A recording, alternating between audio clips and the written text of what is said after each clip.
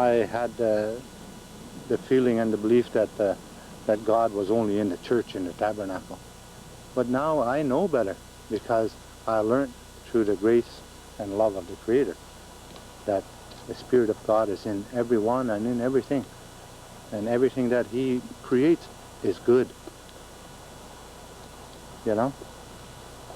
So it's, I'm glad now to see the life and the spark of life amongst our people, and that growing, this growing life, that there is indeed a lot to be happy for amongst our people, especially in the building up of native churches, because it is indeed building.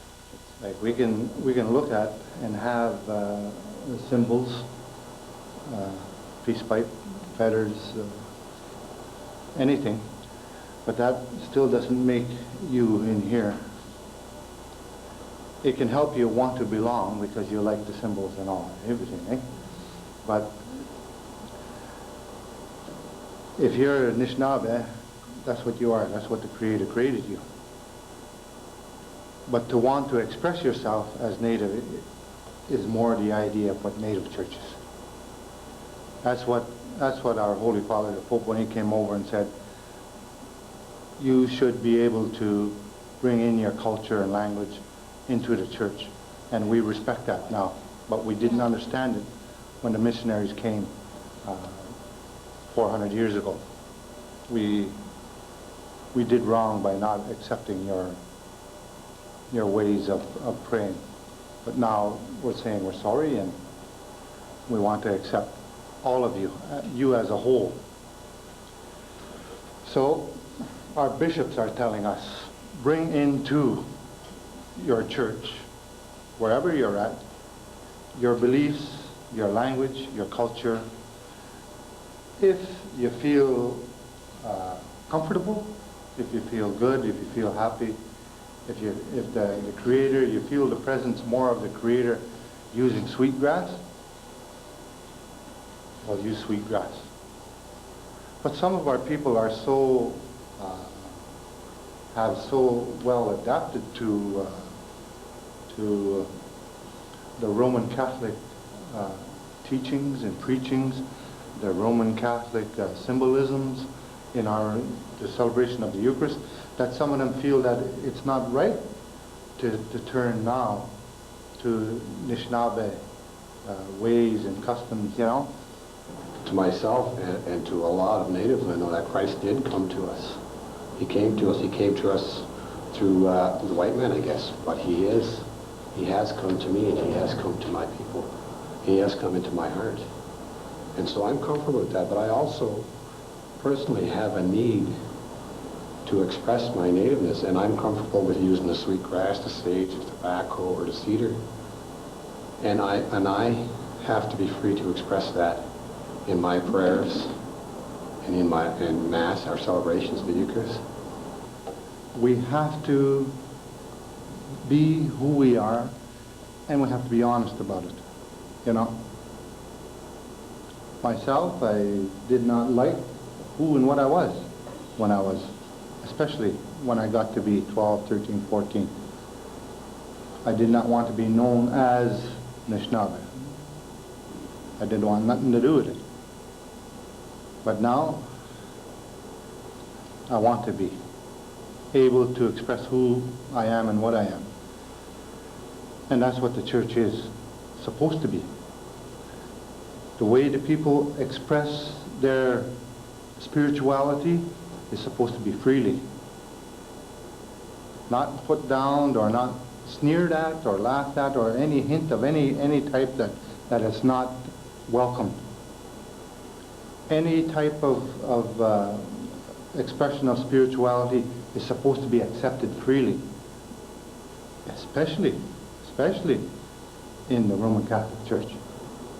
So if you express yourself with tobacco at one time and an Our Father, and the combination of both makes you feel like you're not going against the Roman Catholic teachings, you're using both, well then, good for you.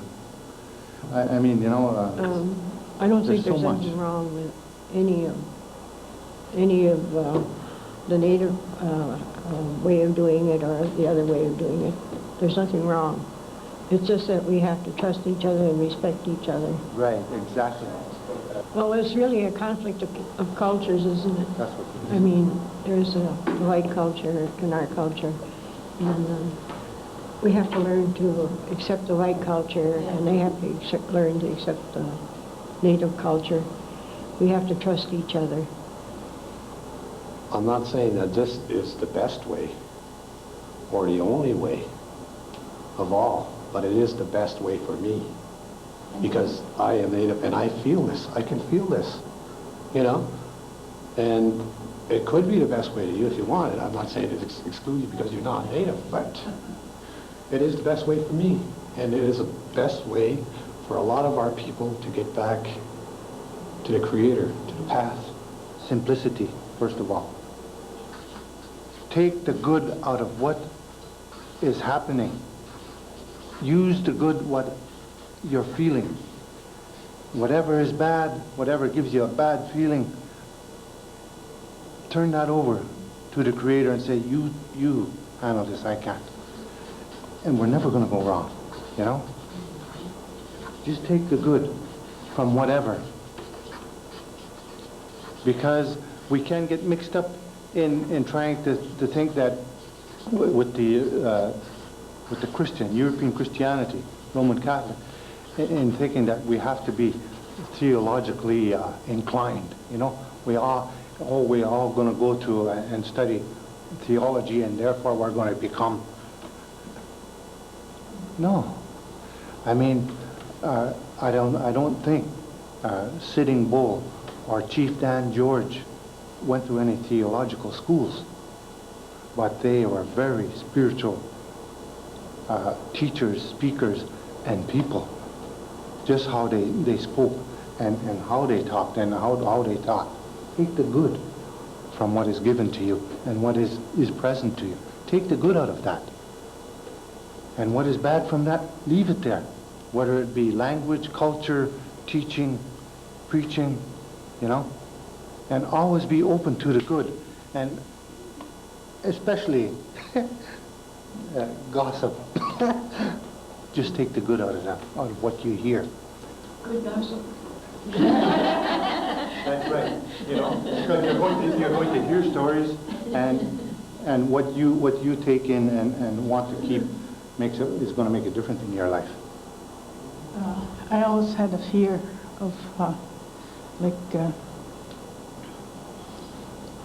the spirits. You're talking about them, and the use of all these medicines and stuff that I know that I've been told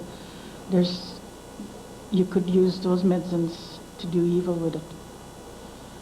And that's what my fear is, you know. And the evil can come in when your heart is not right, and the devil can use that. And you know, but if you're in the right spirit, and that's why I say pray for discernment.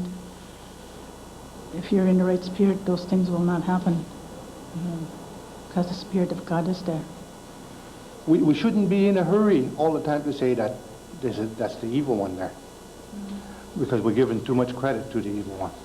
I mean, we have to give a little bit more credit to the power and the love of God, the Great Spirit, that He's not going to allow this evil one just to walk in all the time and take over us and be able to take over us. We have to give a little more credit to the Great Spirit, the Spirit of God, the Spirit of Christ.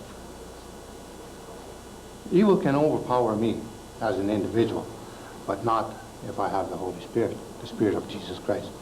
It can never overtake me. And we have to believe that. And that's basically what every religion believes in.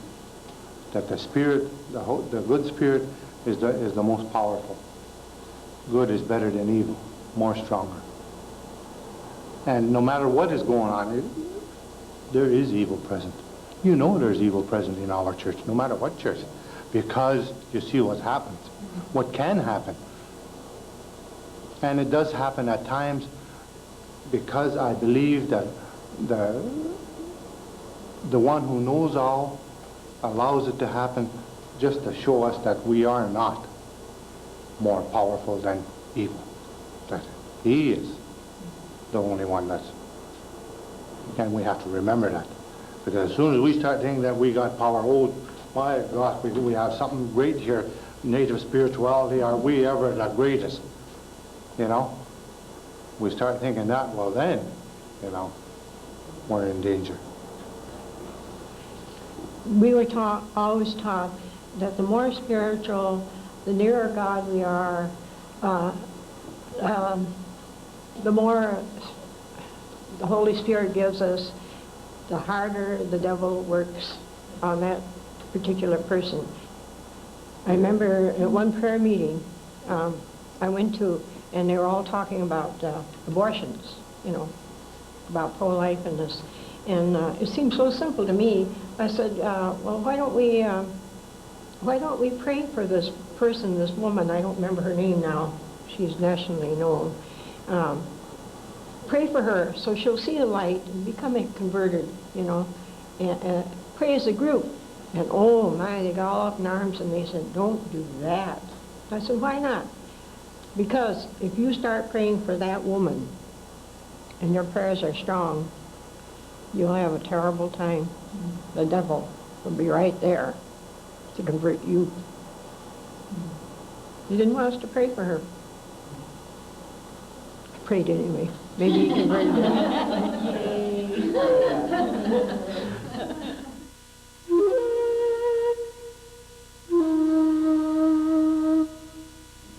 Because I come from a spiritual background, I believe that our leaders have got to be spiritual first in order to be great leaders, and that's always been a part of our belief in our native people.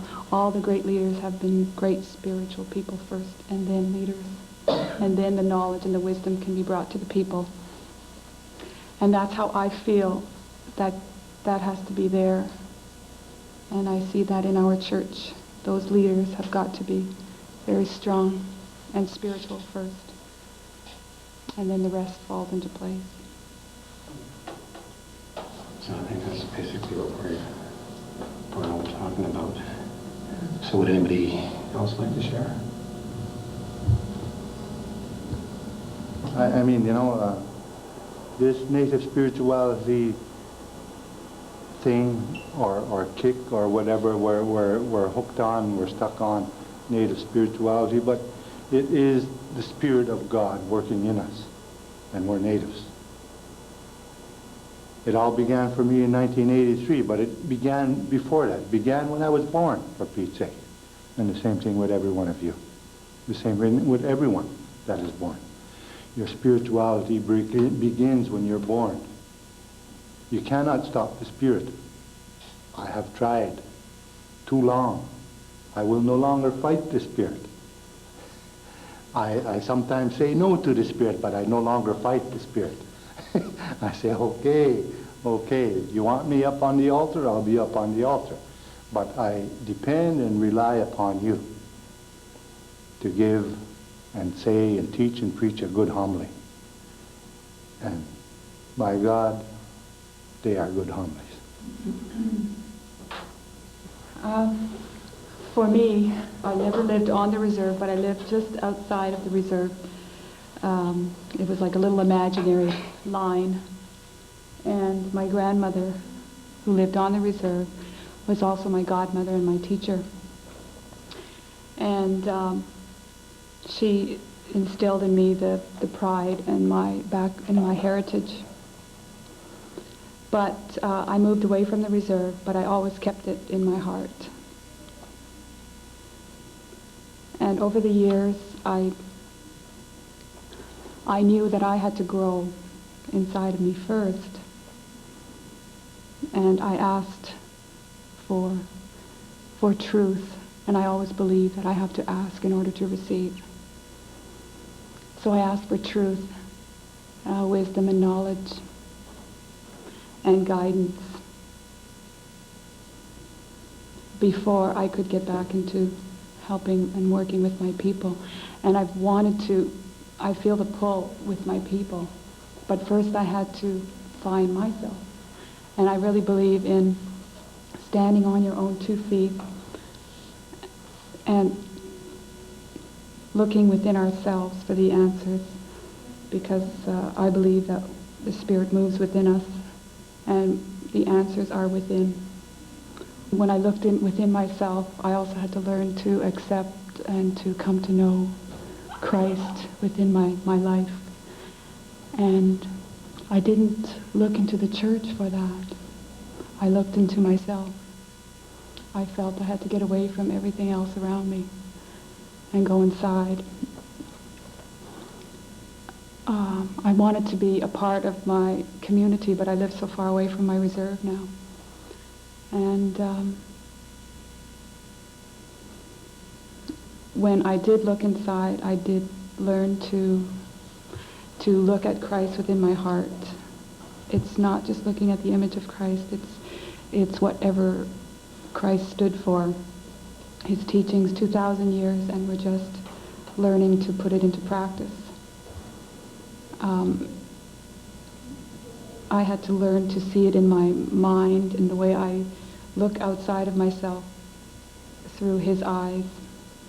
And then, and only then, did I realize that I could accept the culture, because I could bring Christ into the culture of the native people. And this is my next step. I'm trying to find direction now as to where I'm going. You know, I think I'm on that stepping stone too when I think about it, you know. Because, well, I think I've said this to a number of people around that, see, I've never paid any attention to the culture at all, not until in the last 2 years, I'd say. But before that, it was all like, I wasn't interested, It didn't interest me. I didn't want to get involved for some reason. But now, like, I'm really into it right now, Really, really into it. Like, I'm trying to be anyway. And I'm constantly searching. And I want more knowledge, you know? More and more and more. So I think I'm on that, I guess you could say I'm starting on that red path, you could say, almost. Starting to follow it. And see, that'd be that'd be my contribution, or, well, as far as Native Church goes, you know what I mean? Yeah, exactly. We have something to offer, and we must offer it.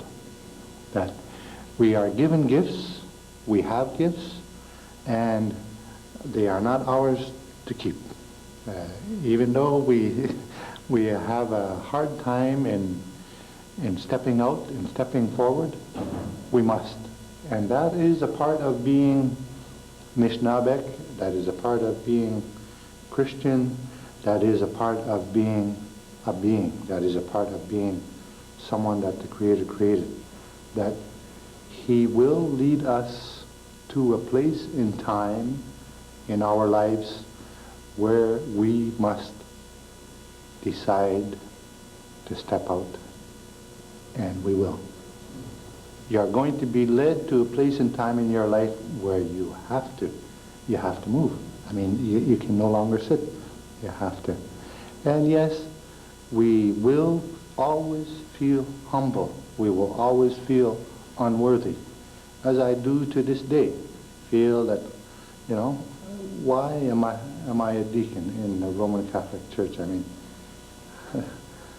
a sinner like me, and maybe you don't know my sinfulness, but I do, and I feel unworthy of being a spiritual leader for our people. But I must be, and I must go on, and you must go on, and you must go on, and we must at some time, some place, share what we have been given us. We have been given us. I don't own me. The Creator owns me. And each and every one of us. We must share what we have to share. What you have to say, I can't say. What you have to say, I cannot say. I cannot share. Only you can. So that's where we're led to, a place and time where we must share what we have. Really. I mean, it's so simple, yet we're fighting that constantly, you know. And we've all been gathered here not because of coincidence, not because of a freak of luck or something, but we've been gathered in this room to hear the love of God working in each and every one of us and how He works.